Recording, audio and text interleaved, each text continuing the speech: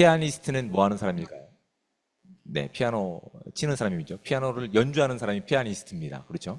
그럼 피아니스트는 무엇을 통해서 자신의 존재감을 살아갈까요? 그렇죠. 피아노를 연주하는 것을 통해서 자신의 존재감을 증명합니다. 학생은 뭘 통해서 학생을 증명할까요? 네, 공부. 너무 이렇게 그냥 우리가 너무나 이 답이 정해져 있죠. 학생은 공부해야 돼라고. 학생은 공부하는 일이 주업입니다. 그렇죠? 맞아요. 그런데 공부하는 일을 통해서 무엇을 증명합니까? 예? 아, 그렇죠. 아주 이제 바람직한 이제 학생이죠. 예. 이제 이렇게 뭐 점수를 통해서 이렇게 나오면 안 되는 거예요. 학생은 뭐 만점을 받아야 된다 이렇게 되면 이거 잘못 배운 거예요. 학생은 공부하는 것이 이제 주업이기 때문에 공부하는 것을 통해서 뭘 증명하냐면 성실과 정직을 증명하는 거예요. 그렇다면 그리스도인은 무엇을 통해서 우리를 증명할까요? 예배? 네. 그리스도인이 증명하는 것이 무엇일까? 이제 이런 질문들이 오늘 우리가 이 본문을 통해서 확인해야 되는 아주 중요한 부분입니다.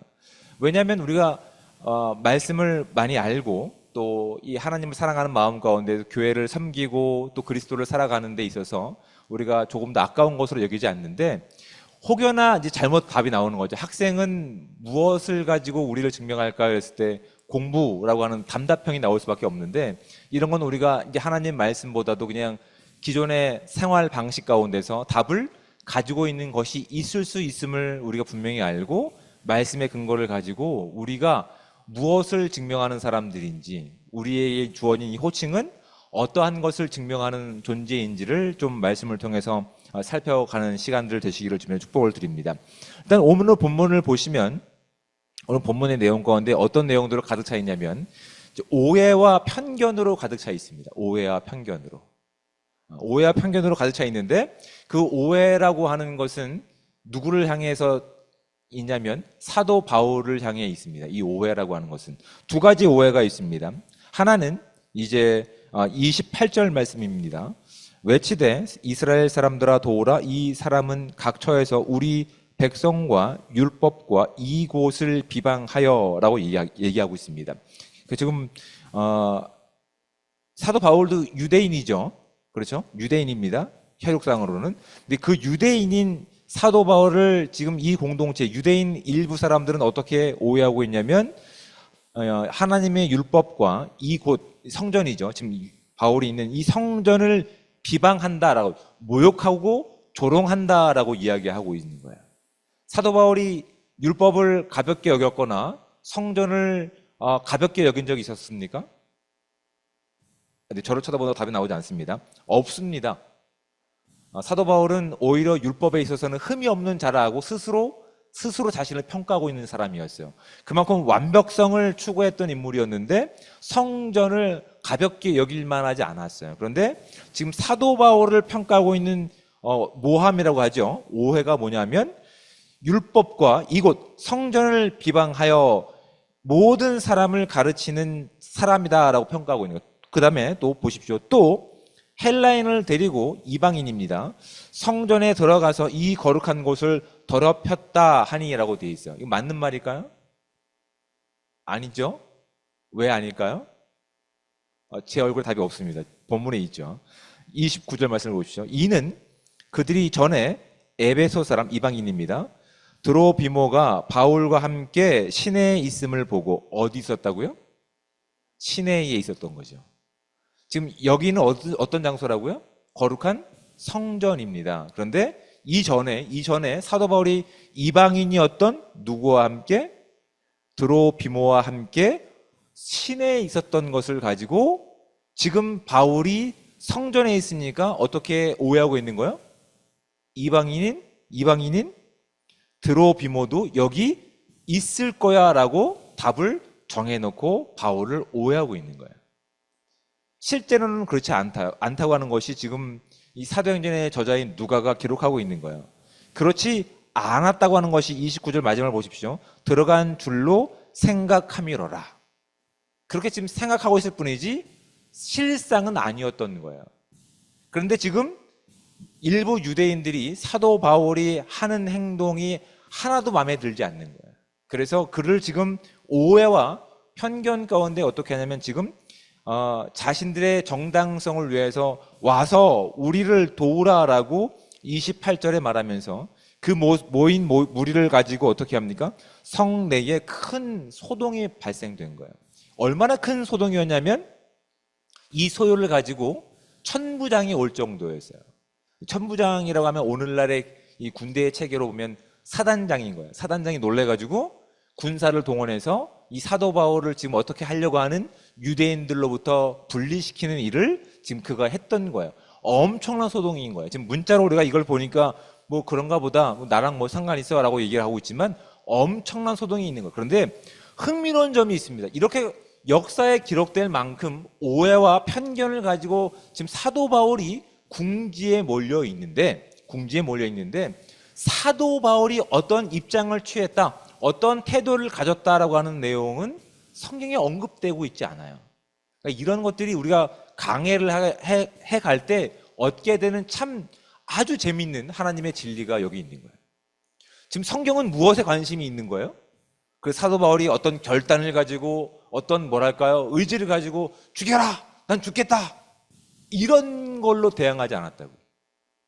힘으로 대항하는 세상 가운데, 그리스도 밖에 있는 사람 가운데 사도 바울이 대항한 힘의 정체는 무엇인지를 우리가 확인할 수 있어야 되는 거예요. 사도 바울이 살아갔던 인생이라고 한다면, 사도 바울을 정의할 수 있는 그리스도인이라고 한다고 한다면, 사도 바울의 삶을 통해서 오늘 이 세상 가운데 그리스도로 살아가는 저와 여러분들이 이 적대하는 오해를 가지고 있는 세상 가운데 우리가 어떠한 삶을 살아내야 되는지를 우리가 분명히 결단하고 확신할 수 있는 시간들 돼야 됩니다. 그러면 세상은 진리에 관심이 없습니다. 나의 이익에 영향을 주느냐 주지 않느냐에 관심을 갖고 있습니다. 그들은 우리가 뭘 하는지 별로 관심이 없어요.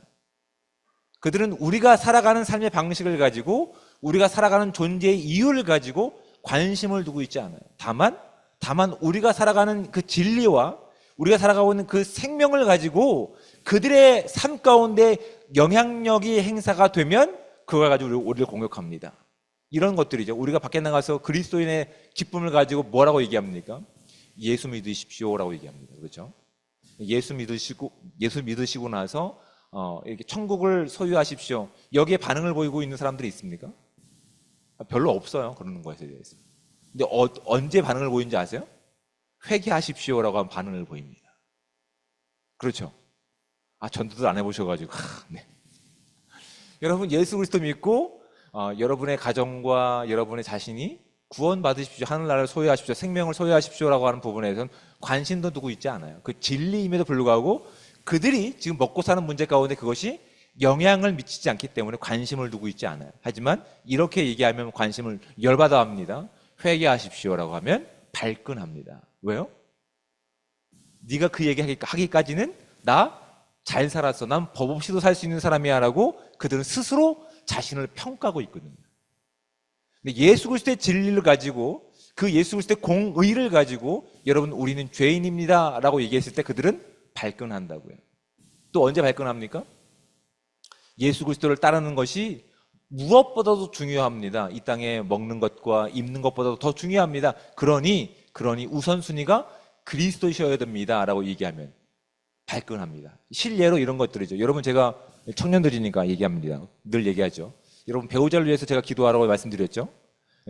배우자를 위해서 기도하는데 무엇이 가장 우선순위라고요? 뭐 하나님만 나오고 지금 이어지지 않는데, 나보다 하나님을 더 사랑하는 사람이라고 한다면 다른 건 볼 필요도 없다고요. 하나님을 나보다 더 사랑하는 사람이라고 한다면 나를 함부로 대하지 않습니다. 나보다 하나님을 더 사랑하는 사람이라고 한다면 머리가 약간 좀 숱이 없다고 하더라도 용납할 수가 있다고요. 그렇죠? 아멘들은 안 나하시네 또. 용납할 수 있어야 된다고요. 그런데 이 머리숱이 좀 없는 사람이 딱 기도 제목이 나오면 어떻게 됩니까? 내 영역에, 내 기도에, 나를 자랑할 수 있는 그 역할 가운데 피해를 입고 있는 거야. 이해되세요? 하나님을 증명하는 삶으로 우리가 그 배우자를 위해서 기도하는 부분 가운데 우선순위가 분명합니다. 나보다 하나님을 사랑하는 사람이면 충분합니다. 아무도 동의가 아니라 반대하지 않아요. 진실임을 알기 때문에, 적어도 우리는. 그런데 언제 발끈합니까? 머리숱이 좀 없대요. 이러면 발끈한다고요. 왜 발끈할까요? 왜 발끈할까요? 내 욕심에 반하는 행동이거든요. 내가 살아가는 삶의 방식 가운데 반하는 내용이에요. 이것이 그리스도의 그리스도인답게 사는 것보다 더 중요한 문제이기 때문에 발끈하는 거야. 솔직히 한번 얘기해 보십시오. 솔직하게. 여러분, 신앙이 참 좋습니다. 하나님을 나보다 더 사랑하는 사람입니다. 다 용납하시겠어요? 키가 153이래요. 네? 용납하시겠어요?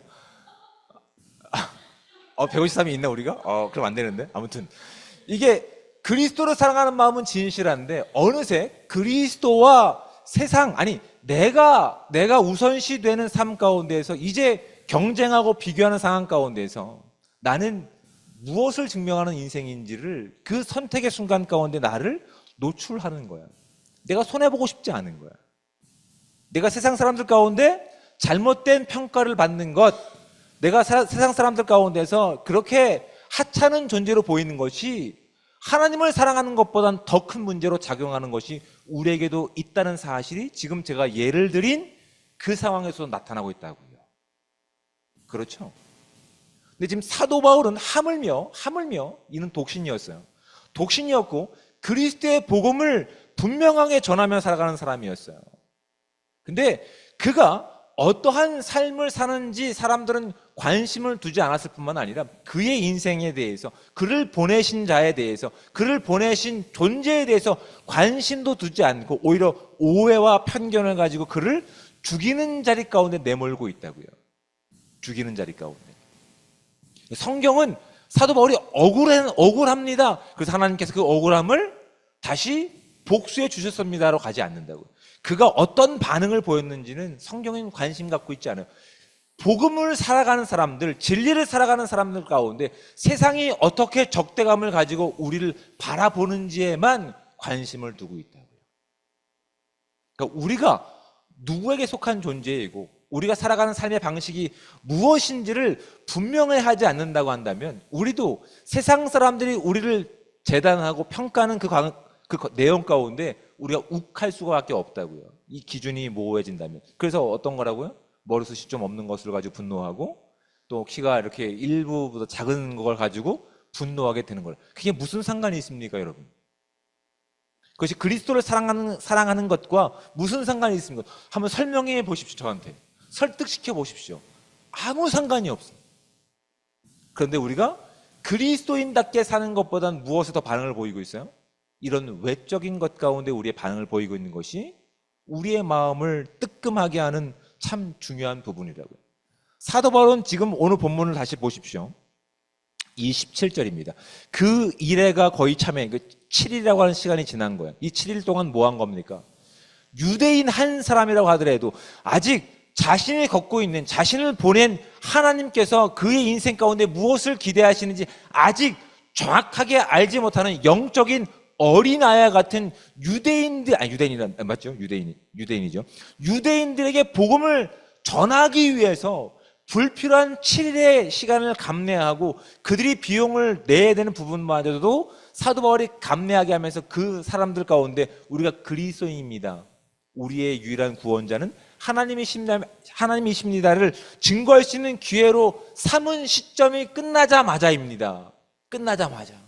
그 한 영혼이라도 하나님께 돌리고자 하는 하나님의 마음이 그 마음 가운데 있었기 때문에 그렇게 유대인들을 아끼는 마음 가운데 7일의 결례의식을 행하고 나서 그렇게 모든 것이 끝난 시점에서 지금 뭡니까? 아시아로부터 온 유대인들이 성전에서 바울을 보고 그의 인생과 그의 삶과 그를 보내신 하나님을 부정하는데 온 힘을 다하고 있는 거예요. 온 힘을 다하고 있는 거예요.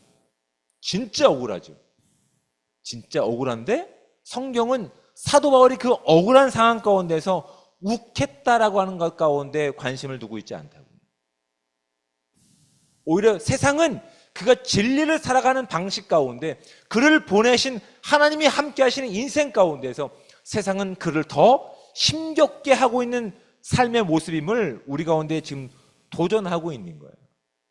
여러분, 우리가 아무리 진리를 살아간다 하더라도, 아무리 하나님의 뜻대로 살아간다 하더라도 세상이 우리를 인정하지 않습니다. 우리를 곡해합니다. 우리를 오해합니다. 그들이 원하는 방식 가운데 우리가 낮춰지기를 그렇게 꿈꾸고 기대합니다. 이러한 시험들은 누가 받으셨을까요? 예수님도 받으셨다고. 예수님께서 공생애를 시작하셨을 때 사탄이 와서 어떻게 합니까? 무엇을 가지고 시험을 하죠? 돌덩이를 떡덩이가 변하게 하는 것을 가지고 유혹합니다. 또 높은 성전에 올라가서 뛰어내리라라고 도전합니다. 또 나에게 숭배하라 절하라고 얘기합니다. 내가 이 세상의 절반을 너에게 주겠다라고 얘기합니다. 여러분, 이런 유혹들은 단순히 표면적으로 먹는 것과 명예와 안전에 대한 도전들을 하는 것이 아닙니다. 본질적인 도전을 하고 있는 거예요. 네 존재를 잃어버리고 네 존재를 떠나서 너는 하나님이지 않니? 너는 하나님의 자녀이지 않니? 그러니 네 스스로 한번 증명해봐 라고 얘기하고 있는 거예요. 하나님의 뜻이 아니라 하나님과 분리되어서 너의 실력과 너의 능력과 너의 어떤 자랑할 만한 것들을 가지고 세상을 깜짝 놀래켜봐 라고 지금 도전하고 있는 거예요. 거기에 대해서 예수님이 뭐라고 말씀하십니까? 모든 것들을 다 거부하시고 오직 하나님 말씀 가운데 그 모든 것들을 제거해버리잖아요. 이겨버리시잖아요. 그렇죠? 그리고 어떻게 하십니까? 십자가를 지는데 묵묵히 올라가십니다. 빌립보서 2장 6절부터 8절까지는 이렇게 기록하고 있습니다. 그는 근본 하나님의 본체시나 하나님과 동등됨을 취할 것으로 여기지 아니하시고 오히려 자기를 비워 종의 형체를 가지사 사람들과 같이 되셨고 사람의 모양으로 나타나사 자기를 낮추시고 죽기까지 복종하셨으니 곧 십자가에서 죽으심이라. 아멘. 예수님이 능력이 없으셨습니까? 예수님이 그런 능력을 행할 만큼 어떤 실력이라든지 지혜가 부족하셨습니까? 아니요. 그는 하나님이셨다고요. 하나님이셨지만 무엇에 죽기까지 순종하신 거예요? 하나님의 말씀 가운데 죽기까지 순종하신 거예요. 이걸 통해서 예수님이 누구신지를 오히려 증명하셨습니까? 예수님은 하나님이시고 예수님을 보낸 존재가 하나님 아버지이심을 무엇을 통해서? 십자가를 지심을 통해서 우리 가운데 분명하게 증명하고 있는 거예요. 그리고 오늘 저와 여러분들은 그 예수 그리스도를 나의 주님이요 나의 구원자로 고백하고 이 길을 걷고 있는 거예요. 그렇다면 저와 여러분들이 증명하는 것이 무엇이 되어야 됩니까? 저와 여러분들이 그리스도를 증명하는 것이 무엇이 되어야 됩니까? 우리를 보낸 분이 누구신지를 우리의 믿음을 통해서 분명하게 우리는 알고 있어야 됩니다. 우리를 보내신 분이 자기 아들을 십자가에서 죽기까지 복종시키신 하나님이시구나. 그분이 창조주이시구나. 이 믿음을 고백할 수 있는 저와 여러분들 되셔야 된다고요. 그분이 우리를 어디에 보내신 거예요? 우리가 얼마만큼 진실함을 가지고 우리가 얼마만큼 복음의 기쁨을 가지고 살아가는지 전혀 관심이 없는 세상 가운데 저와 여러분들을 지금 보내고 계시는 거예요. 그리고 그들이 원하는 삶의 방식과 기준을 가지고 우리를 오해합니다. 우리가 살아가는 복음의 내용을 그렇게 이야기합니다. 그리고 얘기합니다. 조롱합니다. 네가 하나님을 그렇게 사랑하고 하나님을 찬양하며 기도하는데 야, 너 참 그 코로나 후유증으로 아직도 고생하고 있어? 제 얘기라고요. 고생하고 있습니다. 근데 그게 뭐예요? 그게 하나님과 나 사이에 어떤 걸림돌이 됩니까? 우리가 키가 좀 작은 것을 가지고 우리를 보내신 하나님의 명성이 먹칠을 받습니까? 우리가 조롱받고 그 세상이 가지고 있는 그 큰 힘 가운데 늘 휘청휘청 하지만 우리를 보내신 분이 하나님이심을 우리가 전적으로 신뢰하기 때문에 그래도 눈물 흘리며 꾸역꾸역 주어진 자리에서 기도하고 말씀 읽는 그 내용이 우리를 보내신 분이 누구신지를 오늘 이 땅 가운데 전할 수 있는 통로가 될 수 있다는 사실을 여러분 혹시 잊고 계시진 않았습니까? 그들이 지속적으로 악의적으로 이야기하는 오해와 곡해 가운데 성공해야 마치 그리스도를 증명하는 것처럼 포장하는 시간 가운데 예수님이 받으셨던 그 오해 가운데, 그 조롱 가운데, 그 유혹 가운데 혹여나 넘어진 적은 없으십니까? 그래서 성실함과 정직함을 증명해야 되는 학생 시절에 컨닝에서 100점 맞은 적은 없으십니까? 여러분, 세상은 이렇게 우리 유혹하고 있는 거라. 네가 성공해야 너를 보내신 하나님을 높일 거 아니냐라고 얘기합니다. 근데 오늘 성경 말씀을 보십시오. 사도 바울은 정말 엄청난 일을 아시아에서부터 한 사람이었어요. 그 아시아에 있는 사람들이 사도 바울이 누군지를 다 알고 있었다고요. 그래서 다시 한번 보십시오. 27절 말씀. 그 이래가 거의 참에 아시아로부터 온 유대인들이 성전에서 누구를 본 겁니까? 바울을 본 거예요. 바울이 누군지 다 알고 있었어요. 바울이 누군지 다 알고 있었지만 그들은 알지 못하는 사람이 있었어요. 알지 못하는 존재가 있었어요. 바울을 그 자리에 세운 분이 누군지를 그들은 알지 못하고 있는 거예요. 바울은 철저하게 자기를 보낸 분이 누구신지를 알았기 때문에 주어진 자리 가운데서 나의 어떤 능력과 나의 어떤 지식과 내가 가지고 있는 무엇을 증명하는 인생이 아니라 나를 지금 이 자리에 세운 하나님을 증명하는 그리스도의 인생을 살고 있는 거예요. 그래서 이제 20장에서 우리가 봤던 것처럼 하나님의 예언이 성취되고 있는 거예요. 이렇게 갑자기 좋은 일을 위해서, 그들을 위해서, 한 사람을 위해서, 복음을 위해서 이랫동안 자신의 시간과 물질을 투자한 이 결과가 그냥 억울하게 잡혀서 지금 끌려가는 상황 가운데 놓여 있는 거라. 우리가 진리를 살아가면 살아갈수록 세상은 우리를 그렇게 인정해주지 않는 것이 오늘 성경이 우리 가운데 지금 도전하고 있는 거예요. 그런데 사도 바울은 죽기 전까지 맞아서 그렇게 큰 소요가 남에도 불구하고 어떤 끽소리 하나 자신을 드러내거나 하는 일이 없었습니다. 오히려 천부장이 개입하지 않았다면 사도 바울은 여기서 순교했을 거예요. 겨우 목숨을 부지하고 나서 이제 다음에 이어지는 내용이 뭡니까? 자신에게 기회가 주어진다면 내가 이 형제들에게 내가 지금 이 자리에 설 수 있는 하나님의 복음을 전할 수 있도록 기회를 주시겠습니까? 라고 천부장에게 요청하고 있는 내용이 이제 다음에 나타나고 있는 거예요. 여러분, 이 본문을 통해서 우리가 도전받을 수 있는 것은 그겁니다. 사도 바울은 도대체 그 인생 가운데 무엇을 증명하기 위해서 그 자리에 서 있는가라고 하는 거예요. 어떻게 그렇게 많은 폭도가 자신을 오해와 절망으로 몰아가는 상황 가운데서 이처럼 담대함을 가지고 자신을 보낸 사람을 전할 수 있을까라고 하는 것이 오늘 그리스도인의 인생을 살고 있는 저와 여러분 가운데 귀한 이정표가 되어야 되고 도전들이 되어야 되는 거예요. 그럼 다시 한번 질문해 보겠습니다. 저와 여러분 그리스도인입니다. 우리의 주어진 인생 가운데 우리가 무엇을 통해서, 우리의 무엇을 살아냄을 통해서 우리를 보내신 그리스도를 드러내겠습니까? 여러분, 주어진 자리에서 그리스도와 함께 십자가를 지며 나갈 수 있는 저와 여러분들 되시기를 주님으로 축복을 드립니다. 성공하는 모습이 아닙니다. 그리스도인은 십자가를 자랑하는 인생입니다. 주어진 자리에서 십자가를 자랑할 때 어떤 위협이 온다 하더라도, 어떠한 오해와 편견이 우리를 침범한다 하더라도 사도 바울처럼 담대하게 주어진 자리에서 복음을 자랑하고 그리스도를 증거하는 삶을 살아갈 수 있음을 우리가 고백할 수 있어야 됩니다. 로마서 8장 35절과 39절에는 이렇게 말씀을 기록되고 있습니다. 누가 우리를 그리스도의 사랑에서 끊으리요? 환난이나 권고나 박해나 기근이나 적신이나 위험이냐 칼이랴. 기록된 바 우리가 종일 주를 위하여 죽임을 당하게 되며 도살당할 양같이 여김을 받았나이다 함과 같으니라. 그러나 이 모든 일에 우리를 사랑하시는 이로 말미암아 우리가 넉넉히 이기느니라. 내가 확신하노니 사망이나 생명이나 천사들이나 권세자들이나 현재일이나 장래일이나 능력이나 높음이나 깊음이나 다른 어떤 피조물이라도 우리를 우리 주 그리스도 예수 안에 있는 하나님의 사랑에서 끊을 수 없느니라. 아멘.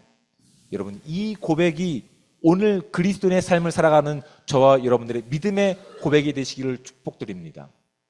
이 세상 사람들이 요청하는 어떠한 성공적인 모습, 부유한 모습, 건강한 모습을 가지고 나 이런 사람이야라고 나를 증명하는 것이 아니라 비록 우리는 연약하다 할지라도, 비록 우리는 실패하고 넘어지는 인생이라 하더라도 우리를 그곳에 보내신 분이 하나님이심을 분명히 믿고 우리가 그 자리에서 그래도 살아갈 수 있는 힘이 하나님께 받은 힘을 공급할 수 있는, 그래서 우리를 보내신 분이 하나님이심을 증명하며 나갈 수 있는 저와 여러분들 되시기를 주님으로 축복을 드립니다. 그렇다면 여러분, 우리가 정의가 바뀌어야 돼요.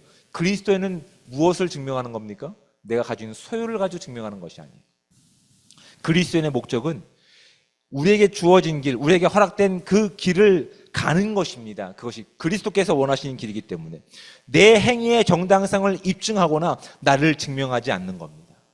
우리는 주어진 이 시간 가운데 이걸 가지고 하나님 앞에 무릎 꿇고 기도하는 거예요. 하나님, 세상의 이 유혹 가운데 주님이 받으셨던 그 광야에서의 그 시험을 내가 지금 받고 있습니다. 하지만 내가 하나님께 묶여있고 하나님께서 나를 보내신 분이 분명히 나의 주님이시고 나의 구원자이시기에 오늘도 그 능력을 가지고 보낸 자리에서 그리스도의 십자가를 자랑하는 삶 될 수 있게 해달라고 간구할 수 있는 씨름들, 그 기도가 저와 여러분 가운데 있으셔야 된다고요. 여러분, 그리스도인이 왜 이렇게 당당할까요? 우리가 가지고 있는 것이 무엇이 대단해서요? 아니요. 십자가에서 자기 아들을 아낌없이 죽게 만드신 그 하나님의 사랑이 오늘 저와 여러분들을 붙잡고 계신 하나님의 능력이기 때문에 우리는 당당할 수 있는 거예요. 죽음과 사망과 그 모든 것들이 우리를 흔들 수 없는 하나님의 능력임을 우리는 십자가를 통해서 확인받은 사람들이라고요. 세상의 유혹과 잘못된 편견 가운데 여러분 주눅들지 않길 바랍니다. 어깨에 피고 가시기 바랍니다. 눈물 흘리며 이 길을 걸어갈 수 있는 저와 여러분들 되시기를 주님으로 축복을 드립니다. 우리가 증명해야 될 것은 나의 성공 스토리가 아닙니다. 나를 그곳에 보내신 분이 하나님이심을 믿음으로 고백하는 그리스도인의 간증 되시기를 주님으로 축복을 드립니다. 기도하겠습니다.